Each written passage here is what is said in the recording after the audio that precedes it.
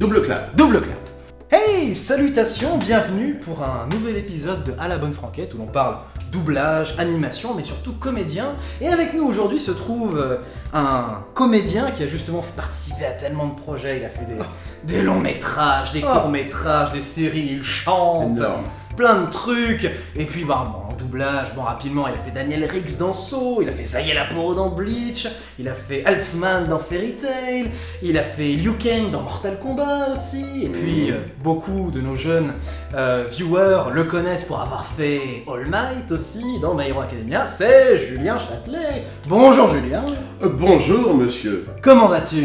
Bah écoute, ça va très bien, je suis ravi d'être là, tout se passe très très bien. Eh ben ça tombe bien, moi aussi je suis ravi d'être là. C'est super, on adore, ça fait plaisir que tu sois là pour nous. Et alors, est-ce que tu pourrais nous parler de ton parcours? Comment tu as été introduit dans ce milieu déjà du théâtre, film, série, doublage? Dis-nous tout. Oh, c'est très classique, j'ai fait à peu près comme tous les collègues, c'est-à-dire j'ai fait des cours de théâtre, je suis passé par le théâtre classique avec des cours de Jean-Laurent Cochet, de Périmonie, et puis après le classique, j'ai été en cours de théâtre à l'Actor Studio, un truc qui s'appelait la fac, qui était dirigé par le fils Strasberg, avec d'excellents professeurs franco-américains, je suis resté 2-3 ans, et d'où je suis parti quand j'ai eu le casting inespéré d'une série qui a duré donc 10 ans, de 93 à 2003, qui s'appelait Les Cordiers, juges et flics. Voilà. Qui est maintenant un petit peu démodé au niveau de l'image. Je connais pas, je peux pas. C'est des poursuites de voitures de 205, de Clio 1, avec des vestes très épaulées violettes, tu vois. Mais bon, c'est le passé, c'est les années 90. Putain, oui, j'étais là dans les années 90. Eh oui. Alors je sais que je suis vieux, commence pas. Ça suffit. Je suis pas. Un peu trop jeune pour le métier. Et ensuite? Eh ben écoute, ensuite cette série a continué, parallèlement j'ai fait des pubs, j'ai eu la chance même en pub de bosser avec des gens super comme Patrice Lecomte, comme Jean Becker, donc forcément quand t'as la chance de tomber sur des gars comme ça, t'es content, et puis voilà, j'ai fait comme tout le monde des films institutionnels, des téléfilms, des participations dans des séries, des trucs. Et au bout d'un moment, moi j'avais toujours adoré étant gamin, je suis un peu comme toi je pense, parce que gamin j'adorais écouter Roger Carrel, Francis Lax dans Magnum, Philippe Dumas. Philippe Dumas, rien les chansons, j'adorais Philippe Dumas, c'est une de mes idoles, et puis toutes ces voix qu'on avait, Sauvion dans Colombo, toutes ces grandes voix quoi. Et voilà, puis je me suis dit pourquoi pas moi, parce que quand ma série s'est arrêtée, il a bien fallu, tu vois, remettre le pied à l'étrier, parce que le téléphone, il ne sonne pas facilement, si tu vas pas un peu chercher. Faut démarcher. Et les huissiers sonnaient à la porte, les enfants avaient faim, la soupe était froide, et donc, et je me suis dit c'est peut-être le moment de commencer la synchro. Et comme disait Jean-Yann, si tu veux faire du nougat, tu vas à Montélimar. Je suis allé sonner chez Dubbing, où on pouvait entrer à l'époque beaucoup plus facilement qu'aujourd'hui. Et là, je suis tombé sur plein de gens avec qui j'avais tourné, qui m'ont dit « Ah, tu bosses avec qui ?» Avec personne et tout. Puis j'ai commencé, comme tout le monde, à faire des essais, des trucs, et puis ça a fait boule de neige. Très beau parcours. Oh, écoute, au final, on n'a pas à se plaindre, on touche du bois. Oui, c'est ça, on touche du bois, exactement. Est-ce qu'il y a une facette de ton travail de comédien que tu préfères plus qu'une autre? Plus les séries, plus le théâtre, plus le doublage? Moi, j'ai jamais été un mec de théâtre, je le reconnais, parce que tous les collègues, le théâtre et tout. Oui, j'ai fait des trucs super au théâtre, mais c'est moins mon truc, si tu veux. Moi, j'aimais bien l'image, j'aimais bien tourner, j'aime bien toujours d'ailleurs, Steven, si tu nous écoutes. Mais moi, je suis très, très heureux de ce que je fais. J'adore bosser dans la voix, j'adore faire des livres audio, des doublages, ça c'est vraiment super. Et puis tu sais pas ce que tu vas faire, il y a un côté instinctif et instantané où on t'appelle pour un truc, on te dit pas, et tu sais pas si tu vas doubler un nain de jardin, un énorme black américain boxeur ou un petit inspecteur de police vieillard. Tu vois, et ça j'aime bien, ça m'amuse beaucoup. Le dessin animé bien sûr. Tout ce qui est animé. Justement le dessin animé, ça permet, on en parlait aussi avec d'autres invités, mais le côté animé peut permettre aussi un petit peu de se... il y a moins de contraintes qu'en live, tu peux te faire plaisir. bien sûr, t'es pas obligé de coller au souffle d'un type, parce que c'est ça la grande difficulté, je pense que tout le monde le dira. La difficulté majeure de l'exercice, c'est pas de savoir lire en place sur une rythmo qui passe, ça prend 5 minutes. Ce qui est très compliqué, c'est de respirer comme quelqu'un qui n'est pas toi. Et là, tu peux avoir de très grandes surprises, tu vois, des choses qui semblent faciles, et au moment de les faire, tu te dis, mais merde, attends, le gars, il a ouvert une porte, il a dit 2 phrases, c'est pas moi, je suis pas dedans. Et donc, tu as des contraintes en dessin animé, effectivement, c'est de la création de voix, ce qu'on appelle, donc là, c'est toi qui, tu vois, en fonction de ton feeling, de ton ressenti par rapport au personnage qu'apporte ta voix. Il suffit d'écouter les voix françaises et les voix originales de plein d'animés, tu verras que... Parfois ça n'a rien à voir, mais rien, c'est rien. Le jour et la nuit. Bien sûr. Et c'est ça qui est intéressant aussi. Je sais qu'il y en a... justement, on va embrayer sur une autre question. C'est que, au final, puisqu'on parle d'animation japonaise, chacun a un avis là-dessus justement. De la VF est trop bien, la VF j'aime pas, les comédiens savent mal jouer, la VO est meilleure, etc. Enfin, il y a plein d'avis, plein d'écoles, plein de voix qui se... des camps qui se battent parfois, mais d'une violence parfois sur les réseaux sociaux. La VF est bien, lui il joue mal, etc. Et est-ce que, justement, par rapport à ça, tu as ressenti au fur et à mesure des années, justement, puisque tu as pu travailler sur pas mal d'animés des années 2000, 2010, etc. Est-ce que dans la pensée générale, l'inconscient collectif, tu as senti une évolution des mentalités concernant les VF d'animation japonaise, que ce soit en bien ou en mal? C'est un peu compliqué. Oui, quand tu es sur les réseaux sociaux, ce dont on parlait tout à l'heure, quand tu es sur les réseaux sociaux, tu constates que les clans sont effectivement de plus en plus tranchés. Tu sais, pardon pour ce parallèle qui va être très rapide, mais c'est l'histoire du Covid, où tu n'as plus que des virologues sur Facebook qui ont des avis hyper tranchés, ils savent. Personne n'a de doute légitime, tu vois. Et là, c'est un peu le même principe de la VF, c'est de la merde, la VO, c'est de la merde. Et tu as des clans qui se battent, en général, c'est des gens assez jeunes, il faut bien le dire. Plutôt jeunes, Et alors, tu peux te faire déchirer comme encensé, donc moi j'y vais plus, et comme ça le problème est réglé. Tu fais bien, tu te distances. Voilà, parce que je ne prends que les compliments, je ne prends pas les... si tu veux des compliments, là, on va t'en faire quelques-uns. Flattez-moi, mon bon Blaise. Monseigneur, est-ce que vous pensez vraiment ce que vous dites? Et justement, on embraye sur une autre question, allez, tant qu'on y est. Allez. Ouais.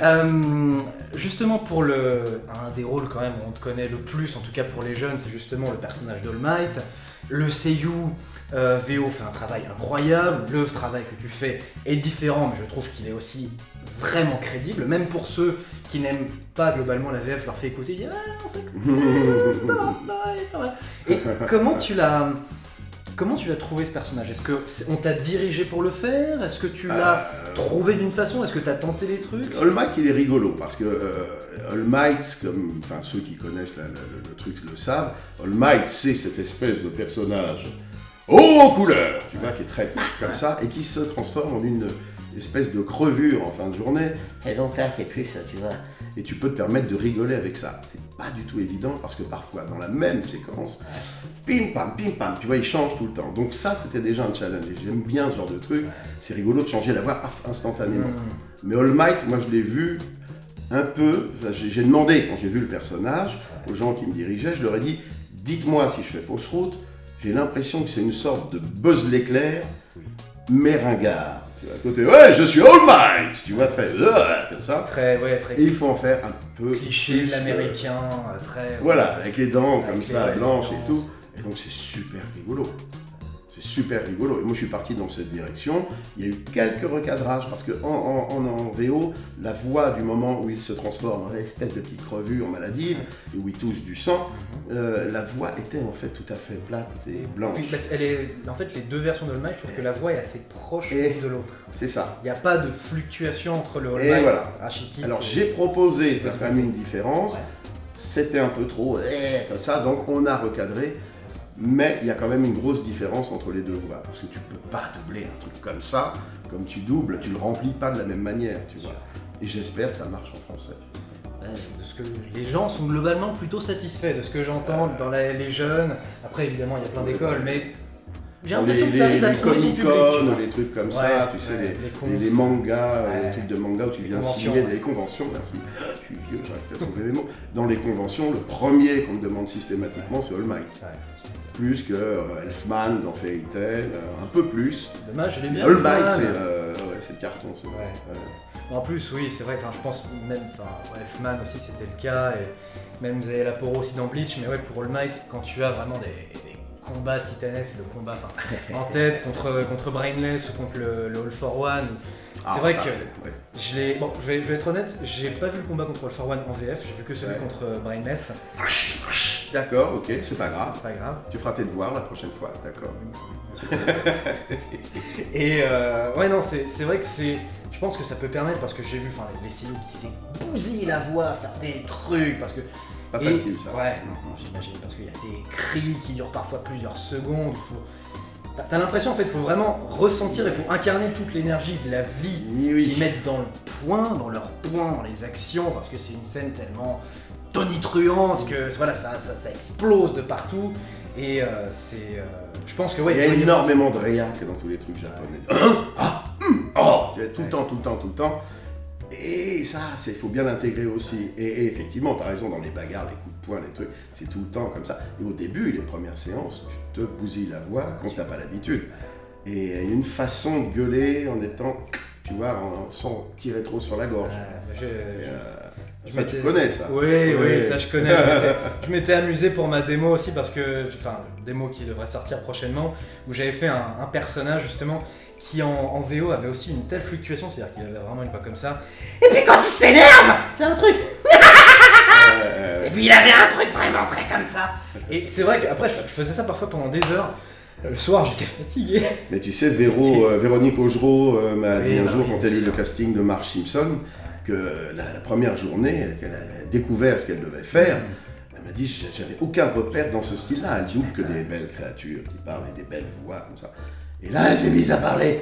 Et les gens lui ont dit, mais est-ce que vous êtes sûr que vous êtes capable de tenir cette voix? Elle a dit, oui, bien sûr. Elle m'a dit, j'y suis allé comme ça. Et les premiers jours, ça a été quand même compliqué. Et après, elle a trouvé la façon de faire marche sans bousiller la voix. Et ça, c'est de la technique, c'est le talent de ces gens-là. Oui, c'est vrai. En même temps, eux, ça fait tellement longtemps qu'ils sont là-dedans. Plus de 30 ans, les Simpsons. Oui, 30 ans, 32, je crois. Ouais. Sachant qu'en plus, elle, quand elle fait la sœur de Marge, elle a une voix encore plus. Ouais. Je me dis, putain, les deux sœurs. Comment elle fait? Ouais, les deux, c'est vrai. Patty et Selma, elle fait les deux sœurs, et c'est encore pire que Marge. Ah oui, c'est épouvantable. C'est dingue. Elle a une technique de fou. Ah ouais. De malade. C'est balèze. Et justement... Oh là là. Concernant ton métier, nous dans cette émission on est friands de petites anecdotes, justement des choses qu'on n'a pas entendues autre part. Alors évidemment des anecdotes avouables, parce qu'à chaque fois quand on pose la question c'est oula, j'en ai plein. Oui voilà, c'est ça, c'est pour ça que j'ai fait cette tronche. Alors ça peut être des anecdotes de tournage, face caméra ou en doublage. Tellement. Est-ce que tu en aurais quelques-unes à raconter où on pourrait dire oh putain. Là tu vois, j'aurais dû. Tu me prends dépourvu, j'en ai, mais elles sont un peu longues à raconter des anecdotes de tournage. J'en ai 1 million d'anecdotes de tournage. Moi j'ai tourné, tu sais, avec Pierre Mondy, qui était quand même un monsieur assez génial. J'ai eu la chance d'être à ses côtés pendant 10 ans. Et Pierre, quand les gens faisaient la lumière sur les plateaux, on le mettait souvent dans un coin, il attendait stoïque comme ça. Jamais je l'ai entendu se plaindre en 10 ans. Jamais. Et puis. Parfois il se marrait tout seul, alors au début je m'impressionnais un peu, je n'osais pas trop, tu vois, je le laissais rigoler. Puis comme on est devenu un peu copains, au début, tu vois, je suis allé le voir, et puis à chaque fois je lui disais, vas-y raconte Pierrot, qu'est-ce qu'il y a. Et là il me racontait des trucs de fou qu'il avait vécu, incroyables. Bon après ce sont des histoires qui sont un peu longues, avec des Michel Simon, des gens comme ça, tu vois, des gens du métier, et c'était génial. Mais c'est une très brève anecdote, mais on tournait un jour, pour te dire à quel point le mec ne se plaignait pas, on tournait un jour dans un hangar en plein hiver, un immense hangar perdu dans 9-3 ou un truc pourri, et il faisait moins 12, moins 14. C'était un des hivers les plus rigoureux qu'on ait eu. Et nous on avait les carloges, la soupe à l'oignon, on se réchauffait, on avait des couvertures. Et lui il était entre deux vantaux de 8 mètres, ça ouvert, en plein courant d'air glacial. Il faut savoir que les techniciens, ils s'occupent de leur truc, mais ils ne s'occupent pas forcément des comédiens. Et Pierre, il ne bougeait pas. Il avait sa petite veste, le col ouvert avec un polo. Et j'ai cru qu'on allait le récupérer en esquimau, quoi, tu vois, au bout d'un moment. Et je suis allé le voir au bout d'une heure pour me foutre gentiment de lui, parce que j'aimais bien. Et je lui ai dit, ça va Pierre, tu n'as pas trop chaud. Est-ce que je peux prendre ta veste peut-être pour t'aider? Et il m'a répondu, et ça c'était vraiment Pierre, il m'a juste dit, il y a de l'air. Voilà, alors ça, tu vois. Et je peux te raconter une petite anecdote aussi rapide qui m'a fait rigoler, que lui m'a raconté, que j'ai pas vécu, où il y avait une émission de télé, et dans l'émission de télé, on met dans une malle Galabru, si ma mémoire est bonne, Henri Guibet, Jean Lefebvre et Pierre. Et on les met dans une malle, on leur dit voilà, il y a une fille qui va arriver sur scène, elle chante une chanson, et vous êtes déguisés en gendarme ou je sais pas quoi, et vous faites une surprise, et paf, vous sortez de la malle au bout de 3 minutes. Seulement la fille chante sa chanson, puis là il y a une deuxième chanson, puis une troisième, puis quelqu'un qui arrive. Et ils sortent pas, donc ils commencent à rigoler dans leur malle, tu vois, et ça dure 35, 40 minutes, 50 minutes, ils ne savent pas à quel moment. Et au début ils déconnaient, et puis à bout d'un moment ils n'avaient plus tellement envie de déconner parce qu'ils mouraient, ils étaient en train d'étouffer. Et dans le silence absolu, il y a Galabru qui était là, qui a fait « Il est long le chemin !» Et c'est tout. Voilà. Et là, ils ont explosé de rire, ils sont sortis de la malle parce qu'ils n'en pouvaient plus. C'était que des petites histoires quotidiennes comme ça, tu vois. Le nombre de gens, moi j'en ai une que je peux aussi te raconter, tu couperas ce que tu veux. Non, mais écoute, plus il y en a, mieux c'est. Parce que celle-là, je l'ai vécue dans un festival de cinéma policier à Cognac. Les gens nous demandent des autographes. Il y a une dame qui me demande un autographe, une dame âgée, qui me dit je peux avoir un autographe. Je dis bien sûr madame, donc je prends le truc, machin. Je dis c'est à quel nom? Janine. Ok, pour Janine, amitié. Elle me dit elle est sympa, Véro. Alors je lui dis Véro, vous devez confondre. Elle dit Véronique Jeuneste, elle est sympa. Je lui dis écoutez, je n'ai pas le plaisir de la connaître, je sais pas, je travaille avec Pierre Mondy, moi. Vous confondez de séries policières. Et elle me répond vous n'êtes pas sympa. Je connais mes séries, monsieur. Et là, je suis resté sidéré. Qu'est-ce que tu veux répondre à ça? Donc, j'ai dit, pardonnez-moi, madame, et j'ai signé pour Janine, amitié, gros bisous, Mousse Diouf. Et j'ai signé Mousse Diouf, ce que j'ai raconté à Mousse, feu Mousse, de son vivant. Oui, forcément. Et ça l'a fait beaucoup rire. Elle a regardé et elle a dit, merci beaucoup, merci beaucoup. Voilà, c'est la fois où j'ai signé Mousse Diouf. C'est des petites anecdotes comme ça. Et elle a pas du tout.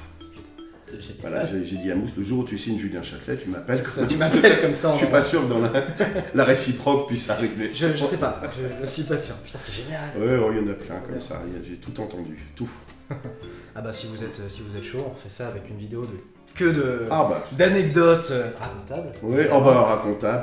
Oh monsieur, s'il vous plaît, je peux avoir un autographe. Une dame très bourgeoise avec des colliers de perles. Madame, vous ne mettez pas dans cet état-là, bien sûr. Paf, l'autographe. Elle fait merci. Elle pleurait. Elle tremblait et tout. J'ai dit, attends, en idolâtrie. Je lui ai dit, elle doit me confondre, je sais pas.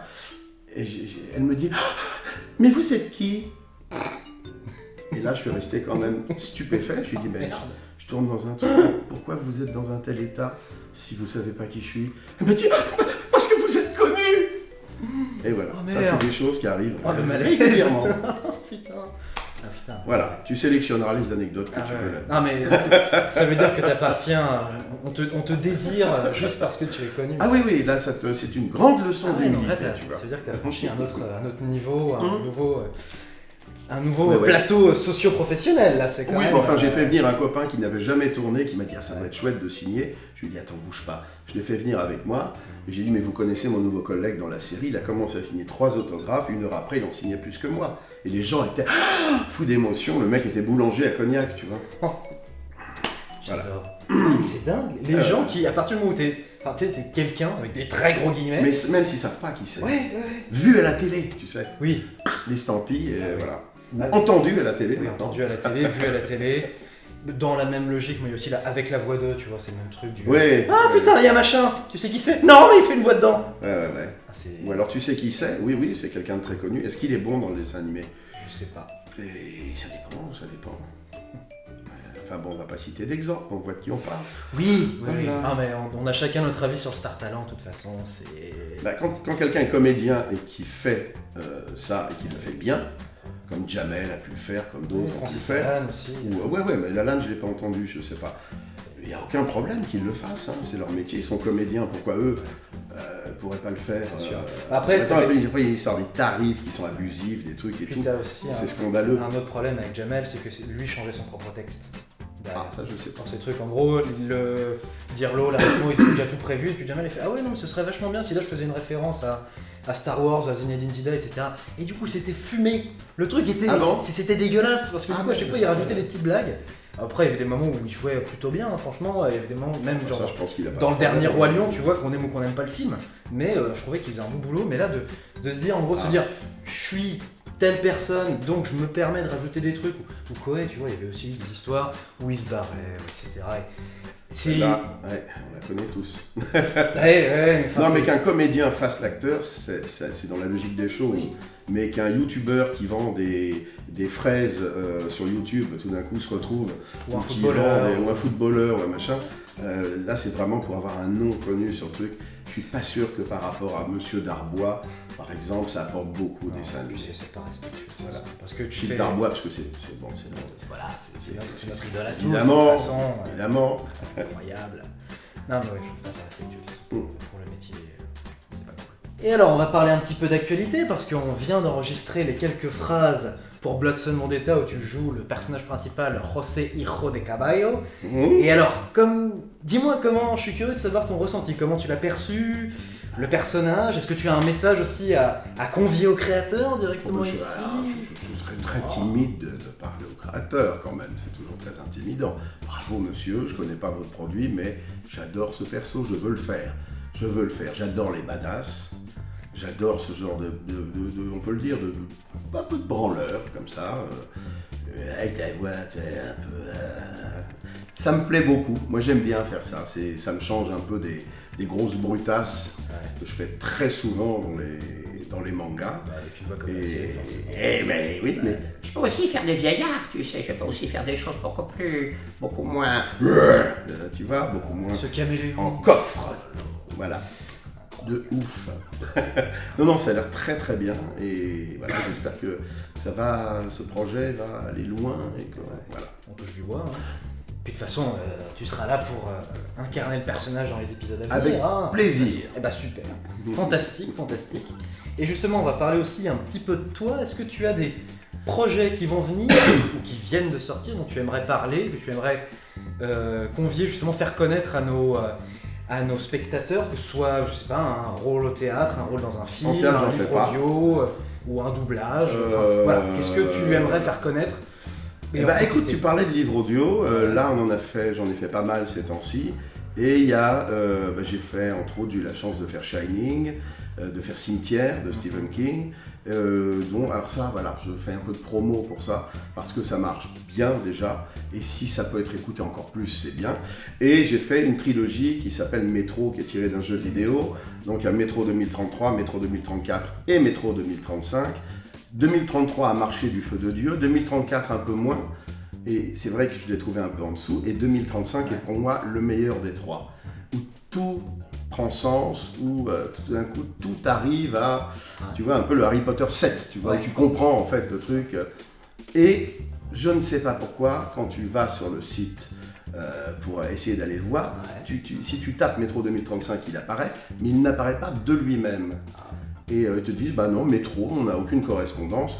Donc il faut bien taper sur le site d'Audible Métro 2035. Le truc apparaît, on peut écouter un petit extrait. Et je vous en recommande vivement, après avoir écouté les deux autres, bien entendu, d'écouter celui-là, qui est vraiment, à mon avis, le meilleur des trois, mais qui est un peu passé à l'as, pour des raisons un peu bêtes de technique, ou tu vois, voilà. Et ça, on en était assez content. Donc si ce truc-là, ça peut porter, c'est très bien. Très bien. Bon, on mettra le lien dans la description, n'hésitez pas à regarder. Si vous voulez entendre Métro 2033 l'auteur c'est... Dmitri Glukhovsky. Voilà, Glukhovsky, merci. En plus narré par la voix suave essentielle de monsieur ici. Faites-vous plaisir, ça lui fait plaisir, ça me fait plaisir aussi. Comme ça, tout le monde il est content. Voilà. Et alors, justement, notre interview touche à sa fin. Alors, est-ce que tu as un mot de la fin, justement, quelque chose que tu aimerais dire pour partir en beauté? Un mot de la fin, aspirateur. Très bien. C'est le premier qui m'a parlé, parce que je pense que c'est important. C'est vrai. Bien sûr. De parler de ça. sur ces paroles pleines de philosophie. On vous remercie. Merci Julien. Ben, merci à vous les enfants, Ça fait merci. Et à bientôt Bah pour de oui. nouvelles aventures. Mais oui, à bientôt. Mais oui. Merci d'avoir vu la vidéo. Bon, vous pouvez liker, partager, vous abonner, mettre la cloche pour les futures interviews avec des comédiens et puis pour les Ça veut épisodes. dire pas mettre la cloche. Je suis Mais- pas Bill Gates, c'est pour ça. En fait, quand tu mets la cloche, ça veut dire que tu es informé de quand une nouvelle vidéo de la chaîne sort. D'accord, ça sonne quand ça sort. C'est ça. C'est Ça fait génial. ding, tiens, voilà. Et puis en plus, ça Ça nous nous aide. mettre à la technologie, c'est génial. Ça nous aide pour le référencement aussi, donc ça permet de... plus de personnes, ça fait toujours plaisir. Bah oui, il faut. Bah voilà, donc likez, commentez, partagez, mettez la cloche. Suivez-nous sur Facebook, Twitter, Instagram, on postera de toute façon toutes les actualités concernant nos interviews des comédiens, des comédiennes, et puis les projets, entre autres, de Blood Sun. On vous remercie, et puis on vous dit une prochaine fois, dans un monde plus animé et plus français. Ouais. Ciao. Ciao les gars.